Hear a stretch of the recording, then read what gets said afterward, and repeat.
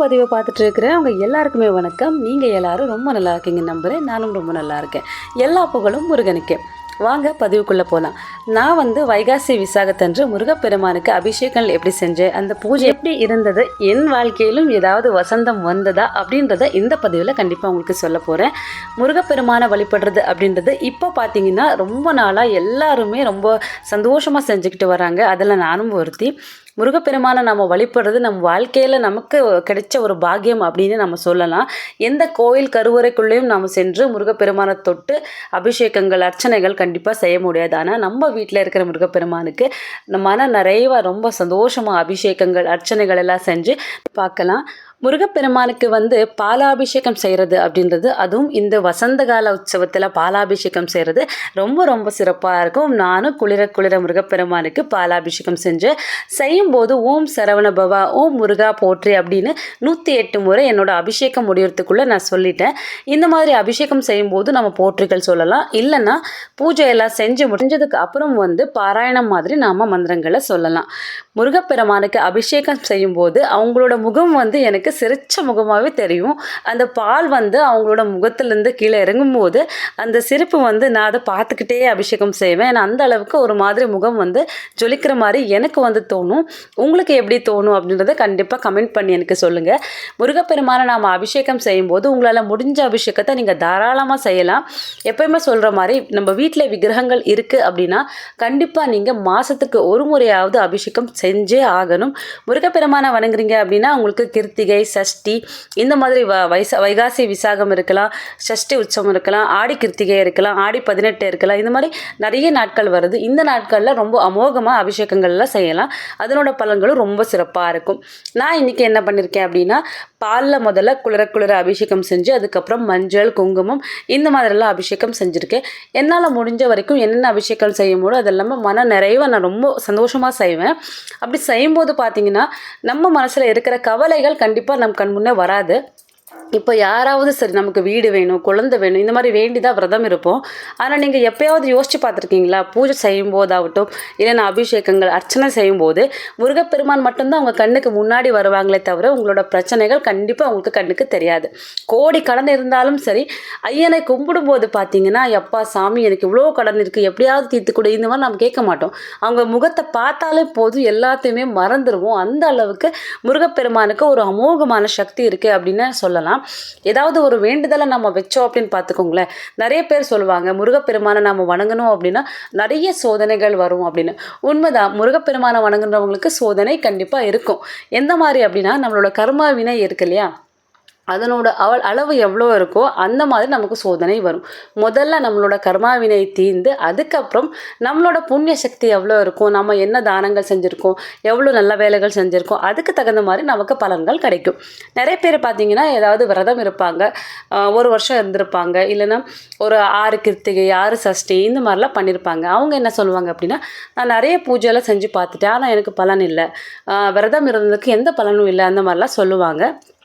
உண்மை என்னன்னா, நீ வரம் கொடுக்குற வரைக்கும் நான் இந்த விரதத்தை இருப்பேன் அப்படின்னு நம்ம இருந்தாகணும். இந்த ஒரே வருஷத்தில் நமக்கு பலன் கிடைக்கும் அப்படின்லாம் சொல்ல முடியாது. நம்மளோட கர்மா வினை எவ்வளோ இருக்குன்னு நமக்கு தெரியாது இல்லையா. இது எல்லாமே தெரிஞ்ச பெருமானதா அத்தோடு சேர்த்து நமக்கு என்ன கொடுக்கணும் கொடுக்கக்கூடாது, நமக்கு எது நல்லது எது கெட்டது அப்படின்றது எங்கள் அப்பா முருகப்பெருமானுக்கு கண்டிப்பாக தெரியும். நம்ம என்னதான் உருண்டு பிறண்டாலும் நமக்கு ஒற்றை மண்ணு தான் ஒட்டும் அப்படின்ற மாதிரி நம்ம தலையில் என்ன எழுதிருக்கோ அது நடக்கும். ஆனால் விதியை மாற்றுறதுக்கு ஒரு அளவு இருக்குது அப்படின்னா அது நம்ம முருகப்பெருமான் கிட்ட மட்டும்தான் இருக்குது. நல்லதே நினைக்கணும், நல்லது செய்யணும். அப்போ தான் நம்மளோட கர்மா வினைகள் கொஞ்சம் கொஞ்சமாக குறைஞ்சு நம்மளோட புண்ணிய சக்தி அதிகரிக்கும். நம்ம என்ன வேண்டுனாலும் நடக்கணும் அப்படின்னா நாம் அந்த மாதிரி முதல்ல இருக்கணும். நம்மளோட கோரிக்கை ரொம்ப நியாயமாக இருக்கணும். அந்த மாதிரி இருந்தால் மட்டும்தான் அந்த கோரிக்கைகள் நிறைவேறும் அப்படின்னு சொல்லலாம். முருகப்பெருமான் பற்றி பேசிக்கிட்டே போனால் அந்த நாளே எனக்கு முடியாது. அந்த அளவுக்கு எனக்கு ரொம்ப சந்தோஷமாக இருக்கும். இந்த பூஜைக்கு பார்த்தீங்கன்னா மல்லிகைப்பூ அலங்காரம் தான் நான் மொத்தமாக செய்யணும் அப்படின்னு பார்த்தேன். இந்த பூ பார்த்தீங்கன்னா நம்மளோட மங்களூரு, உடுப்பி இந்த சைடில் ரொம்ப காஸ்ட்லியாக விற்பாங்க. இந்த ஒரு அட்டி அப்படின்னு சொல்லுவாங்க. ஒரு கட்டுக்கு வந்து பார்த்திங்கன்னா 850 அந்த மாதிரிலாம் போகும். ஏன்னா கல்யாண சீசனில் வந்து இந்த பூக்கு செம்ம டிமாண்ட் இருக்கும். பட் என்னன்னு எனக்கு தெரியல, நான் பூ வாங்குகிற டைமில் இந்த முழு அட்டையே வந்து பார்த்திங்கன்னா 550 ருபீஸில் எனக்கு கிடச்சிது. ரொம்ப சந்தோஷம். ஏன்னா இந்த பூவோட வாசம் வந்து அவ்வளோ நல்லாயிருக்கும். எல்லா சாமிங்களுக்கும் ரொம்ப ரொம்ப பிடிக்கும். மல்லிப்பூவில் வந்து இந்த பக்கம் இருக்கிற இந்த மல்லிப்பூ வந்து சூஜி மல்லிகை அப்படின்னு சொல்லுவாங்க. செம்மையாக இருக்கும் ஸ்மெல் வந்து. யாரெல்லாம் இந்த பூவை அந்த ஊரில் பார்த்துருக்கீங்க அப்படின்னு கண்டிப்பாக கமெண்ட் பண்ணி சொல்லுங்கள். இந்த பூவில் முழு சாமி ரூமையும் நான் அலங்காரம் பண்ணேன். எல்லா சுவாமிங்களுக்கும் இந்த பூவே நான் வச்சுருந்தேன். சுவாமி அறையை வந்து நல்லா வச்சுக்கிறதே ஒரு கலை தான். அந்த மாதிரி அழகாக வைக்கும்போது பார்த்திங்கன்னா நம்ம வீட்டில் எப்போவுமே ஒரு பாசிட்டிவ் வைப்ஸ் கண்டிப்பாக இருக்கும். நாம் சுவாமி ரூமுக்கு போகும்போதே நல்ல மனம், ஒரு மாதிரி பாசிட்டிவான ஸ்மெல் வரும்போது அதை பார்க்கும்போது அதை ஒரு மாதிரி நமக்கு ஒரு நல்ல ஃபீல் கண்டிப்பாக கொடுக்கும். எப்போயுமே பார்த்திங்கன்னா காஞ்சி பூக்களை அப்படியே வைக்கிறது, அதை வந்து க்ளீன் பண்ண வைக்கிறது, சுவாமி ரூமை ஒரு மாதிரி டஸ்கியாக வைக்கிறது அப்படின்றது நம்ம மனசே நமக்கே ஒரு மாதிரியாக இருக்கும். நாம் வீட்டில் எப்போவுமே பார்த்திங்கன்னா பெண்கள் முக்கியமாக சொல்லணும் அப்படின்னா கிச்சனில் தான் நிறைய நேரம் நிற்போம். அதை தாண்டி நாம் நிற்கிற ஒரு இடம் அப்படின்னா நம்ம பூஜை அறை தான். கிச்சன் வந்து நமக்கு வேலையாக இருக்கும். இந்த சாமி அறை வந்து நம்ம மனசுக்கு வந்து நிம்மதி கொடுக்குற ஒரு இடமா இருக்கும். எனக்கு வந்து அப்படி தான் இருக்கும். இந்த சுவாமி அறையை முடிஞ்ச அளவுக்கு நான் நல்லா வச்சுக்க பார்ப்பேன். அப்பப்போ இதை ஃபுல்லாக க்ளீன் பண்ணுவேன். கீழே எல்லாம் மாக்கோலம் போடுவேன். அந்த மாக்கோலம் பார்க்கும்போது ரொம்ப சந்தோஷமாக இருக்கும். எங்கேயோ ஒரு கோயில் தான் இருக்கும், அந்த மாதிரி ஃபீல் நமக்கு கண்டிப்பாக வரும். இந்த மாதிரி நல்ல ஸ்மெல் இருக்கிற பூக்களை வைக்கும்போது இன்னுமே சுவாமி அறை வந்து ரொம்ப நறுமணத்தோடு இருக்கும். சாமி அறையை நீட்டாக வச்சுக்கிறது அப்படின்றது நம்ம மனசுக்கு பிடிச்ச நாம் செய்யணும். பிடிச்ச வேலையாக இருந்தால் மட்டும்தான் அந்த சுவாமி அறை வந்து நல்லா இருக்கும். அதுக்கப்புறம் பார்த்திங்கன்னா முருகப்பெருமானுக்கு எப்பயும் போல் எந்த நல்ல நாளாக இருந்தாலும் செவ்வாய்க்கிழமையாக இருந்தாலும் வெற்றிலை தீபம் ஏற்றி வழிபாடு செய்கிறது அப்படின்றது மிக மிக ரொம்ப சிறப்பாக இருக்கும். வெற்றிலை தீபம், ஷட்கோண தீபம் ஏற்றுறது ரொம்ப ரொம்ப நல்லது. வெள்ளி தீபமாக இருக்கலாம், அகல் தீபமாக இருக்கலாம், இதையெல்லாம் வச்சு நெய் ஊற்றி நாம் செய்யணும். ஒரே ஒரு தீபம் ஏற்றினாலும் அந்த தீபத்தில் நெய் ஊற்றி நாம் ஏற்றும் போது ஒரு யாகத்துக்கு சமம் அப்படின்னு சொல்லுவாங்க. முருகப்பெருமானுக்கு யாகம் செய்கிற அளவுக்கு நமக்கு முடியல அப்படின்னாலும் இந்த ஒரே ஒரு நெய் தீபம் ஏற்றி நம்ம வழிபாடு செய்கிறதுனால அந்த யாகத்தினோட பலன் வந்து நம்ம பெறலாம். அதுக்கப்புறம் டெய்லியும் பார்த்திங்கன்னா இந்த பஞ்ச பாத்திரத்தையும் குலதெய்வ சொம்பில் தண்ணி வைக்கிறீங்க இல்லையா, அந்த தண்ணியும் கண்டிப்பாக சேஞ்ச் பண்ணிக்கோங்க. நைவேத்தியம் வைக்கிற பாத்திரத்தையும் டெய்லியும் நீங்கள் கழுவியே ஆகணும். இது நான் எல்லா பதிவிலும் கண்டிப்பாக சொல்கிறேன். ஏன்னா நிறைய பேர் இதை வந்து மிஸ் பண்ணிடுறாங்க. அதனால் அதுக்கப்புறம் பார்த்திங்கன்னா நல்ல வாசனையுக்த பொருட்களை வந்து நாம் சுவாமி அறையில் வைக்கும்போது லக்ஷ்மி வாசம் செய்கிற இடம் வந்து நல்லா இருக்கணும். நல்லா நறுமணத்தோடு இருந்தால் மட்டும்தான் லக்ஷ்மி அம்மா இங்கே வந்து வாசம் புரிவாங்க. இல்லைன்னா அவங்க வீட்டை விட்டு போயிடுவாங்க அப்படின்னு கூட சொல்லுவாங்க. முடிஞ்ச அளவுக்கு பார்த்தீங்கன்னா ஒரு சின்ன அகல் விளக்கில் கொஞ்சம் ஏலக்காய், சோம்பு, கிராம்பு, பச்சை கற்பூரம் இந்த மாதிரிலாம் போட்டு ஒரு சைடில் வச்சுருங்க. அது கூட நேரில் இருந்தால் ரொம்பவே நல்லது. தீபத்தை நாம் ஏற்றும் போது முதல்ல காமாட்சி அம்மா தீபத்தை வணங்கி தீபத்துக்கான மந்திரங்கள் சொல்லி, எதுவும் தெரியல அப்படின்னாலும் பரவாயில்ல, தீபம் ஜோதி பரபிரம்ம அப்படின்னு சொல்லிட்டு தீபத்தை நாம் ஏற்றிட்டு முதல்ல காமாட்சி அம்மா தீபம் ஏற்றி வச்சுட்டு அதுக்கப்புறம் ரைட் சைடில் இருந்து தீபத்தை நம்ம ஏற்றணும். இந்த மாதிரி கிளாக் வைஸாக நாம் தீபத்தை ஏற்றுறது ரொம்ப நல்லது அப்படின்னு சொல்லுவாங்க. நான் வந்து 2 ஸ்டெப்பில் சுவாமி அறையை வச்சுருக்கேன். மேலே வந்து காமாட்சி அம்மா தீபம், அதுக்கு துணையாக 2 தீபம், கீழே வந்து முருகப்பெருமானுக்கு ஒரு தீபம், வாராகி அம்மனுக்கு ஒரு தீபம். அதுக்கப்புறம் எந்த மாதிரியாக ஸ்பெஷல் தீபம் ஏற்றுறதா இருந்தாலும் அதுக்கு முன்னாடி வந்து ஏற்றுவேன். இந்த வெற்றிலை தீபமாக இருக்கட்டும், வேறு ஏதாவது தீபம் ஏற்றுறதா இருந்தால் கீழே வந்து ஏற்றுவேன். இவ்வளோதான் இடம் இருக்குது. இடம் வந்து கொஞ்சம் சின்னது அப்படின்றதுனால எல்லாமே இங்கே அட்ஜஸ்ட் பண்ணி வச்சுருக்கேன். வெற்றிலை தீபம் ஏற்றும் போது பார்த்தீங்கன்னா ஒரு சின்ன அகல் விளக்கில் வெற்றிலையோட காம்புகள் எல்லாமே அதில் கிள்ளி போட்டு நெய் ஊற்றி, நான் வந்து நெய்யோட பற்றி டைரெக்டாகவே கிடைக்கும், அதே வாங்கி வச்சிருக்கேன். அதுக்கப்புறம் அந்த வெற்றிலைக்கு எல்லாமே சந்தனம் குங்குமம் வச்சுட்டு 6 வெற்றிலைக்கு மேலே ஒரு தீபமாகவும் ஏற்றலாம். இல்லைன்னா 6 வெற்றிலைக்கு மேலே 6 தீபமாகவும் நம்ம ஏற்றலாம். நம்மளோட சக்திக்கு தகுந்த மாதிரி நம்ம தீபத்தை ஏற்றலாம். நான் இந்த மாதிரி தான் வழிபாடு அப்போத்துலேருந்து செஞ்சுருந்தேன். அதனால் நான் அதையே கண்டினியூ பண்ணிட்டு இருக்கேன். உங்களுக்கு எந்த மாதிரியான வழிபாடுகள் இருக்கோ அந்த மாதிரி நீங்கள் தாராளமாக செய்யலாம். எப்படி செஞ்சாலும் முருகப்பெருமான் அது ரொம்ப சந்தோஷமாக தான் ஏற்றுக்குவாங்க. இன்றைக்கி வந்து நான் நைவேத்தியத்துக்கு முதல்ல ஞான பழத்தை வச்சுருக்கேன். அவங்க அப்பா அம்மா அவங்களுக்கு கொடுக்கல, பட் நாம் அதை ரொம்ப சந்தோஷமாக வச்சுக்கலாம். அதோடு பார்த்தீங்கன்னா பச்சை பயிறு பாயாசத்தை செஞ்சுருக்கேன். முருகப்பெருமானுக்கு பச்சை பயிரில் செய்கிற எந்த ஒரு உணவாக இருந்தாலும் ரொம்ப பிடிக்கும் அப்படின்னு சொல்லுவாங்க. தேனும் திணை மாவு கலந்து வச்சுக்கலாம். எனக்கு வந்து திணை மாவு இங்கே கிடைக்கல, அதனால் நான் அதை வைக்கலை. பட் அதை ரீசெண்டாக எப்போயாவது வாங்கி அதை மாதிரி செஞ்சு வைக்கணும்னு ரொம்ப ஆசை எனக்கு. புளியோதரை செஞ்சு வச்சுருக்கேன். நம்மளால் முடிஞ்சது தான், எதுவுமே இல்லையா, எளிமையாக பாலில் தேன் கலந்து வைக்கலாம். வாழைப்பழத்தையே வச்சாலும் போதும். முருகப்பெருமான் எந்த குறையும் சொல்லாமல் ரொம்ப சந்தோஷமாக எடுத்துக்குவாங்க. ஏன்னா முருகரை நினைக்கிறதா இங்கே ரொம்ப முக்கியம். எத்தனை பேர் வந்து கஷ்டம் இல்லைனாலும் எனக்கு முருகப்பெருமானோட நாங்கள் நினைக்கிறோம் அப்படின்னு சொல்லுங்கள். ரொம்ப ரேர் தான். நமக்கு ரொம்ப கஷ்டம் வரும்போது, ரொம்ப பிரச்சனை வரும்போது யாராவது தூக்கி விட மாட்டாங்களா அப்படின்னு யோசிச்சு தான் நிறைய பேர் சுவாமியே கும்பிட போகிறாங்க. எனக்கு தெரிஞ்ச வரைக்கும் எனக்கு நல்லது நடந்தாலும் கஷ்டம் வந்தாலும் எல்லாமே முருகப்பெருமான் தான் பார்த்துக்கிட்டோம் அப்படின்னு நான் சும்மா சந்தோஷமாகவே இருப்பேன். ஏன்னா மனமுருகி நாம் முருகா அப்படின்னு சொல்கிறதுலையே நம்மளோட பாதி பிரச்சனை வந்து குறைஞ்சிடும் அப்படின்னு நான் நம்புகிறேன். முருகப்பெருமானை வந்து முதல்ல நாம் நம்பணும், நம்ம குருவாக நாம் ஏற்றுக்கணும், உண்மையாக நாம் நம்பணும். அதுக்கப்புறம் தான் நம்ம எந்த வெற்றிலை தீபம் ஏற்றினாலும் ஷட்கோணம் தீபம் ஏற்றினாலும் 48 நாள் விரதமே இருந்தாலும் அதனோட பலன் வந்து நமக்கு கிடைக்க போகுது. நம்பிக்கை இல்லாமல் யாரோ சொன்னாங்க நான் செய்கிறேன், இவங்க பண்ணுறாங்க அதனால் நான் பண்ணுறேன் அப்படின்னுலாம் பண்ணும்போது பார்த்திங்கன்னா நம்ம மனசில் ஒரு தெளிவில்லாமல் இருக்கிறதுனாலேயே நிறைய வேலைகள் நமக்கு நிறைவேறாமல் போயிடுது.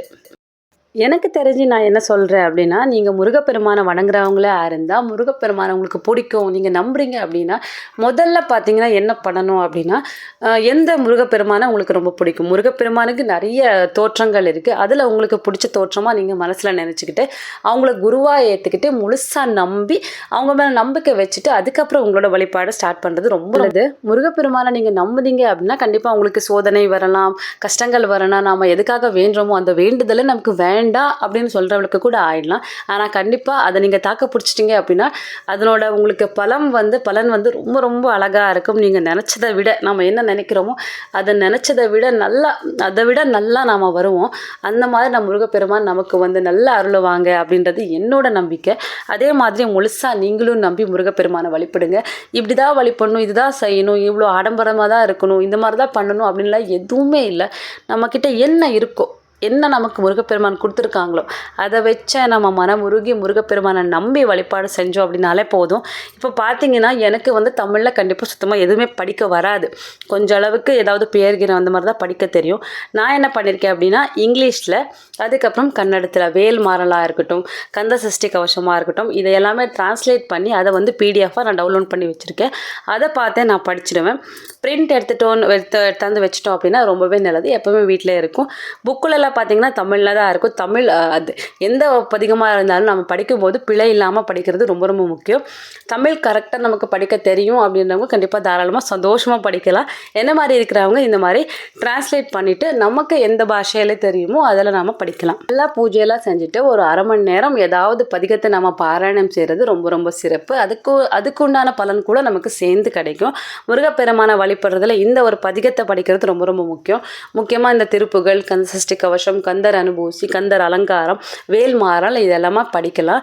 வேலுக்கும் மயிலுக்கும் சேவலுக்கு சிறப்புகள் நிறைய இருக்குது. குறிப்பாக பார்த்தீங்கன்னா வேலை வழிபடுறவங்களே நிறைய பேர் இருப்பாங்க. சில கோவிலில் வந்து பார்த்தீங்கன்னா முருகப்பெருமானோட விக்கிரகம் இல்லாமல் வெறும் வேலை வச்சு தான் வழிபடுறாங்க. ஏதோ ஒரு இன்டர்வியூவில் பார்த்துருக்கேன். ஈராக்கில், நம்ம இந்தியா இல்லை, ஈராக்கில் கூட முருகப்பெருமானுக்கு கோவில் இருக்குது.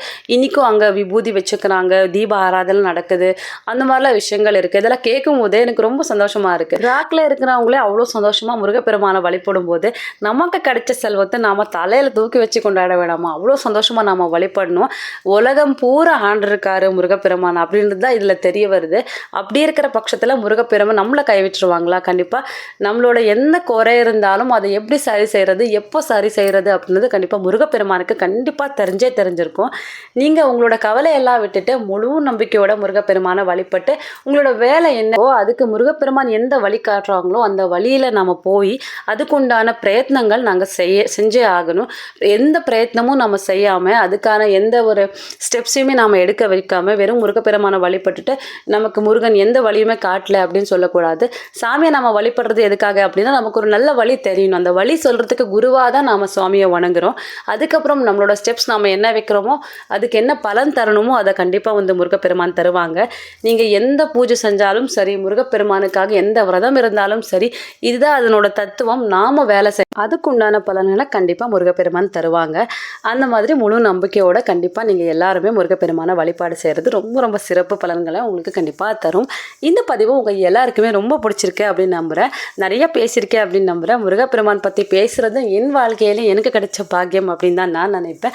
உங்கள் எல்லாருக்குமே இந்த பதிவு பிடிச்சிருந்து அப்படின்னா கண்டிப்பாக ஒரு லைக்கை தட்டி விட்டு அது எனக்கு ரொம்ப ரொம்ப ஹெல்ப்ஃபுல்லாக இருக்கும். என்னோட சேனலை சப்ஸ்கிரைப் பண்ண உங்கள் எல்லாருக்குமே நான் நன்றியை தெரிவிச்சுக்கிறேன்.